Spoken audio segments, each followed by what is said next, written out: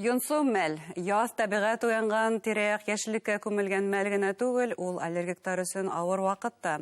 Уны еңеп буламы? Ошо хакта һөйләшәбез. Һаумыгыз, эфирда интервью студияла Гөлсемә Эштанова. Программабыздың кунагы Башкорт дәүләт аграр университеты доценты, биология фәннәре кандидаты Ания Андриянова. Һаумыгыз. Һаумыгыз.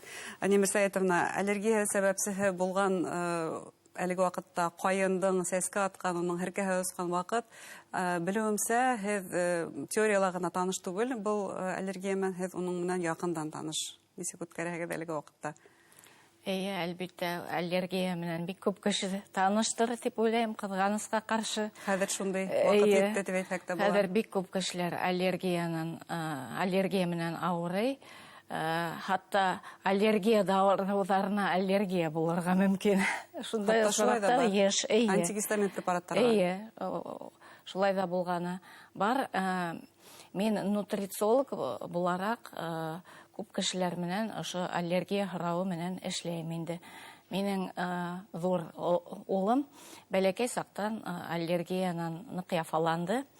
Һәм ошо нутрициологияның методтары менән уның авыруын без кулга алдык. Һәм хәзер бик һирәк кенә кайһы бердә сөскөреп кенә йөри. Элек уның аллергия икәнлеген. Электән отек квинкига тиклем барып җитә торган уның аллергияһы. Баштарак без уны аңламадык та, чөнки ул юткереп йөрде. Юткерә, без уны бронхит дип уйлыйбыз бит инде. Педиатрга киләбез, ул бәләкәй сакта бөтен балалар ОРЗ менән авырый бит инде. Педиатр да уйламагандыр инде аллергия дип уны. Шуннан лечениялар үтәбез, ярдәм итмәй. Юткерә. 2 ай юткерергә мөмкин булган сактары булды. 3 ай юткерә, аптырайбыз, нишләп ярдәм итмәй икән. Шуннан аллергия булганын асыкланык инде, чөнки озайып китте бит инде уның авырган вакыты. Шуннан да үлән дарылары уга шул аллергия сәбәпсеһе булып тора димәк. Сәбәпсеһе булган икән, шуны ла асыкланык. Шуннан ул дарыларны бирмәй башладым бит инде. Уның карын органдарының эшен юнәтеп, һәйбәтләтеп, ошо нутрицептиктар менән һәм туклануын тәртипкә һалып, хәзер ул аллергиянан бик яфаланмай инде. Димәк, бу тәү чиратта безнең туклануга бәйле килеп чыга аллергия. Ул тукланудан гына түгел инде, әлбәттә генетик предрасположенность була уга. Чөнки безнең организмда иммунитет төрлесе эшләргә мөмкин. Бына кайһы бер кешеләрнең аллергияһы нык булһа, уларның TH2 клеткалары бик күп була. Ул күзәнәктәр T-helperда. Икенче төрле булһалар, улар ябай гына ризыкка аллергическая реакция бирергә мөмкин. Улар уны безнең дошмандар дип уйлайлар да, шуннан аллергия реакцияһын бирәләр. Ул генетиканан менән бәйле. Бик бәйле. Әмма ләкин безнең ашкадан һәйбәт эшләһә, бавырыбыз, бөйребез һәйбәт эшләһә, эсәктәребез һау булһа, ул күзәнәктәр үзләренең эшен шулай ук агрессив күрһәтмәйләр дип әйтергә мөмкин. Ә нинди төрләре бар һуң тагын бына ул аллергия нимәгә булуы ихтимал? Беренчедән туклануга тинегез, уга реакция булуы ихтимал тагы һәм бына әлеге вакытта аллергия пыльцага, ягъни күп агастардың, сәскәләрнең һәркәһенә булырга мөмкин. Шуннан күп дарыларга аллергия күренә бит инде. Йәнлектәргә. Бына мин ветеринарларҙы уҡытам бит инде. Күп балалар беҙгә ветеринар булырға уҡырға киләләр. Күбеһенең бесәй йөнөнә, бесәйҙең төкөрөгөнә һәм бесәйҙең перхотина аллергия биреп, я уҡыуҙарын ташлағандары бар, я ветеринарный врач тың специализацияһын икенсеһенә алмаштыралар. Ветеринарный санитар булып эшләйҙәр, әммә ләкин ошо бесәй менән эшләй алмайҙар улар. Теге морская свинка менән. Бына нисек һеҙҙең күҙәтеүҙәр, һеҙ өсөн араһында ундайҙар йыш осрай тиһегеҙ. Һуңғы ваҡытта ысынлап та бына ошондай аллергия менән йонсоғандар һаны артамы? Ул нимәгә бәйле булыуы ихтимал?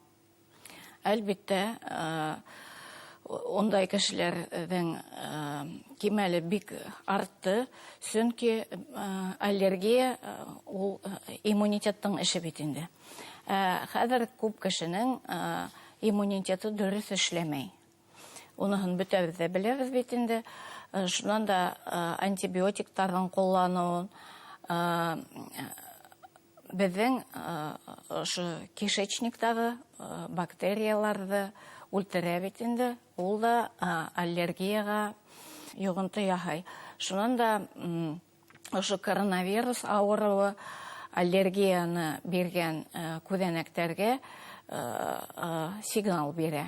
Улар бигерәк актив булып китәләр һәм гистамин, брадикинин һәм икенсе төрлө мәддәләр сығарып, кешеләр йонсой башлай инде. Кем ҡысына, тырнана, кем сөскөрә, кем йүткерә, кемдеңде башы эшләмәй китә. Ҡайһы бер кеше бына ашағас аптырай башлай, нишләп я танауҙан һыу аға, я уйлап булмай, тип шулайтып. Шундай хатта билдәләр дә бар.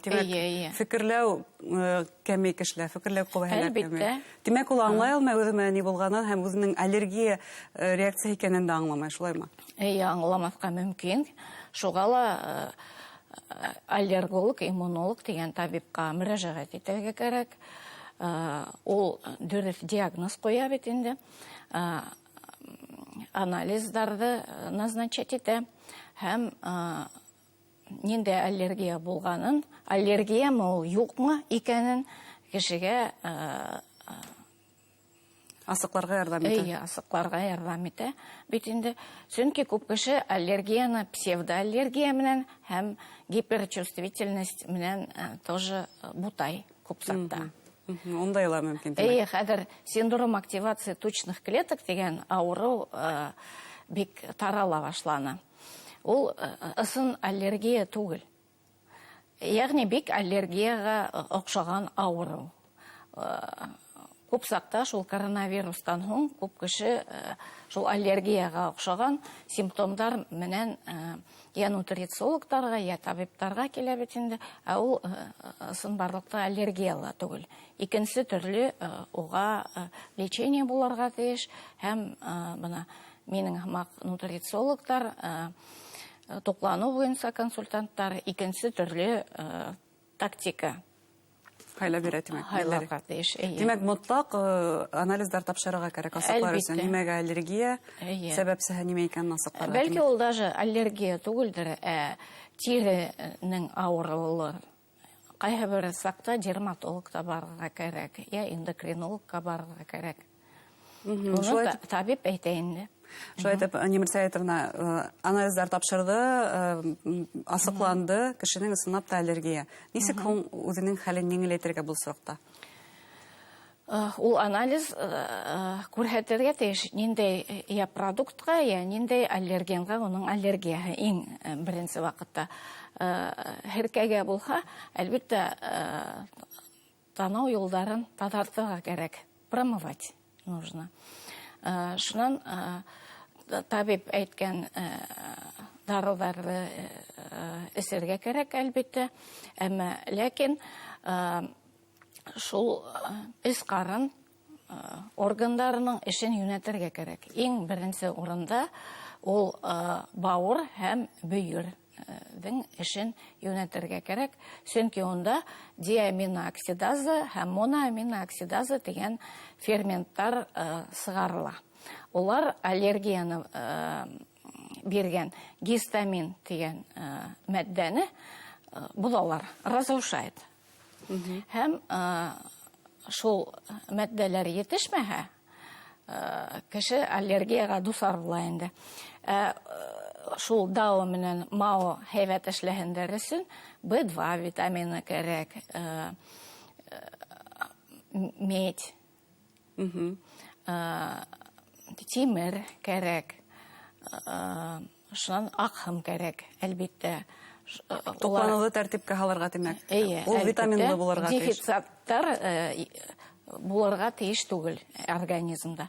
Витамин D нормаль рәвештә булырга тиеш. Буна хәзер бит инде яз көне кояш сыкты, буна тышта йөреп витамин D-ны күбәйтергә кирәк. Кояш менән тукланырга кирәк. Ләкин сәскә аткан ердә йөрмәгез инде. Шуннан ризыкка аллергия булһа, асыкларга кирәк ниндәй ризыкка, һәм ул ризыктың төрләре күп сакта перекрест бирә. Ягъни алмага аллергия булһа, пыльцага аллергия була. Сәтләүккә аллергия булһа, икенче төрле сәтләүктәргә, буна грецкий орехка булһа, фундукка, я макадамияга тоже аллергия. Сәтләүктәр бик хәвефле аллергиктар өчен. Бик үлсәп кенә хакына кулланырга кирәк. Һөткә булһа, иткә лә булырга может. Шуны белергә кирәк. Йомыртка булһа, тауык итенә тоже аллергия бирергә мөмкин. Бер һүз әйткәндә, үзеңнең нимә белән туклануың һәм ниндәй һине уратып алган, уларның барыһына ла игътибарлы булырга кирәк, чөнки без һинең әле тагы ла бер реакция бирүсене телгә алмадык. Ул да булһа үзебезнең көндәлек тормышта кулланган химия. Шулай бит уларны телгә алмадык. Һәм бу турыда без мөгаен да тагын һинең белән сорашып сөйләшербез, чөнки әлеге вакытта алдан әйтеп үткәнебезчә күптәр өчен актуаль проблема булып кала аллергиктар. Кәңәшләрегез өчен зур рәхмәт.